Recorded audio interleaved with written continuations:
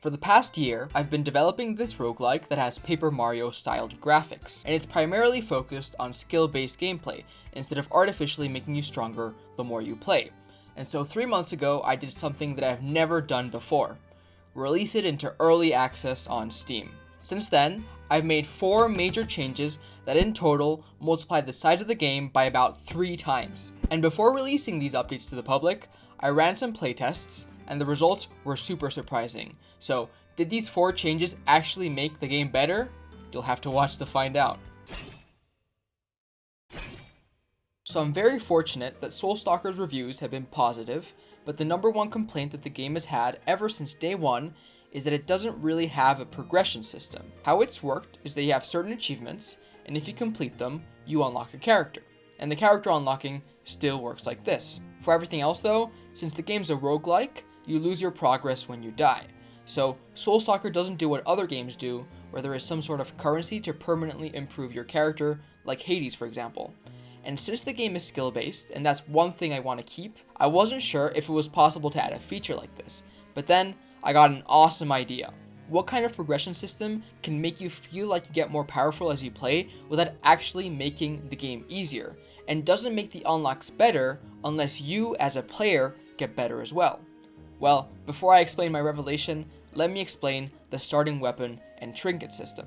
Whenever you start the game, you choose your character, and then you can choose one of a limited set of weapons depending on the character, and then the same for trinkets. And so, the simple change that I made is that no longer do you have a limited set of choices when you start the game. You can literally choose any weapon or any trinket on any character. But what's the catch? This doesn't seem to be like a progression system, right? Well, the catch is, you have to buy them. So if you're really good at the game and know about all the overpowered combos between characters, trinkets, and weapons, you get stronger just by your own skill. Your choices are what make you overpowered, and you unlock more choices by playing more to be able to unlock the starting choices. So what did the testers think? Overall, they really liked it. This did exactly what players wanted, which was to get the feeling of getting more powerful as you played more, but it didn't undermine the core of the game, which was to reward you for playing better and becoming more knowledgeable. Of course, no update is complete without adding tons of content, and since the game's launched in early access, I've added a bunch of weapons, characters, and trinkets. For example, there's a new character called Skate that dashes mega fast, and I also added a new trinket that attacks nearby enemies with a kind of wave attack when you dash, so there's some really cool synergies there. Another character that I added is called Hanubat, and its special ability is that its dodge stat increases much faster than other characters. So instead of receiving, for example, 5% more dodge from an upgrade, Hanubat gets about an extra 10%. This works really well with some trinkets that I added that, for example, deal damage to the enemy that attacks you if you dodge that attack, or gives you a chance to get money if you dodge. Another thing that you might not know about this Hanubat character is that it comes from one of my other games, Wanted Shadows. This game releases on Halloween, so very soon, and I'm going to be releasing a devlog about the full development of that game, so subscribe to check it out to see when it's out. There's a lot more content that I added apart from all of this, but it's more related to the map system, so I'll cover this in the last point. Other than that though, the content additions were well received by testers, and I think they'll really like the stuff that will come in the future updates as well. Apart from the lack of progression system, the number one complaint that players had of Soulstalker was that the dashing enemies were too difficult to dodge. How it used to work is that the enemies would have kind of a wind-up aura and shine blue before attacking, and then they would attack in the direction you were facing. Pretty simple, right? Well, this approach was pretty bad and it had a fatal flaw. The problem was that the players would think that the enemies would dash in the direction of the player when the dash charge started, instead of at the end of the dash. So what I did to fix this was I added a big red arrow when the enemies were charging their dash, and the key thing here is that that arrow now points in the direction of the player's position when the dash started. And the same thing happened for the dash. The dash now went in the direction of the original position of the player instead of the current one. The testers really liked this change, so I think it was a great success.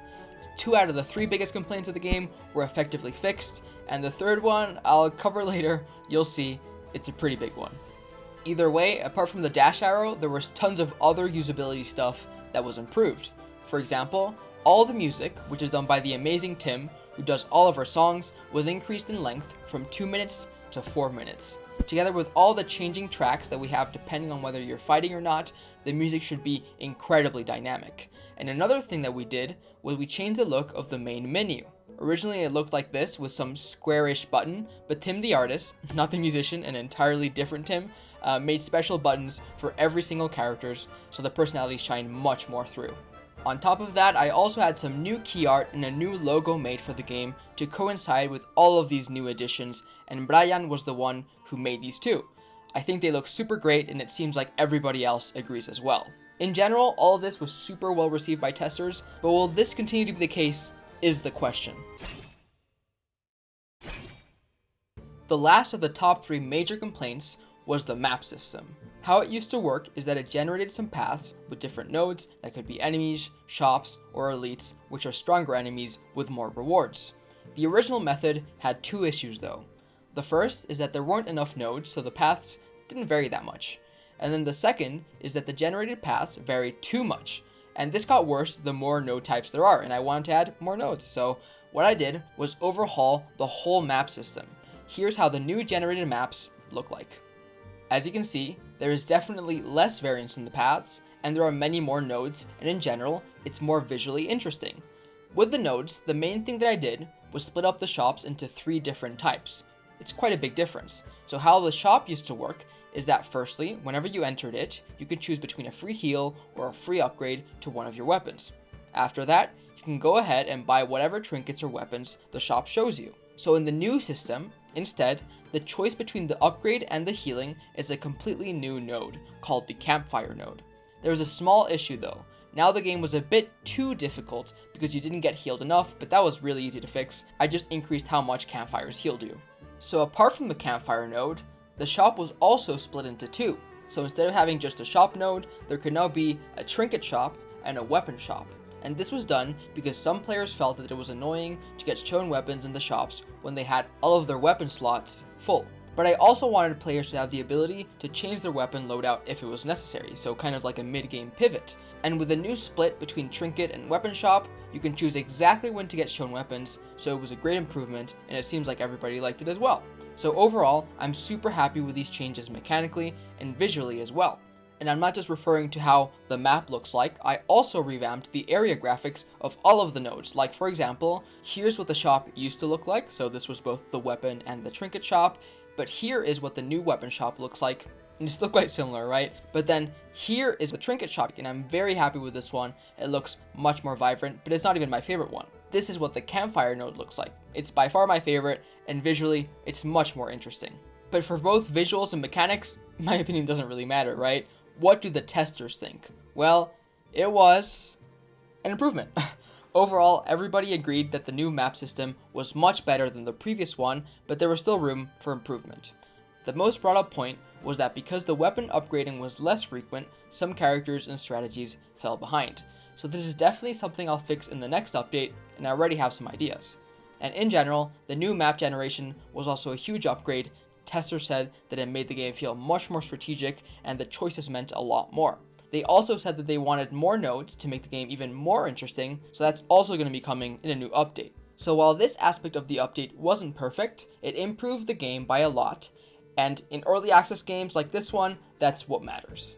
All of these improvements to the game that I've explained throughout the video are actually live right now, and I just released the update at the same time as this video, so if you want to be part of the feedback of Soulstalker, go play the game in the link below. Anyways, that's it for this video. I'd love to hear all of your feedback, and I'll see you later.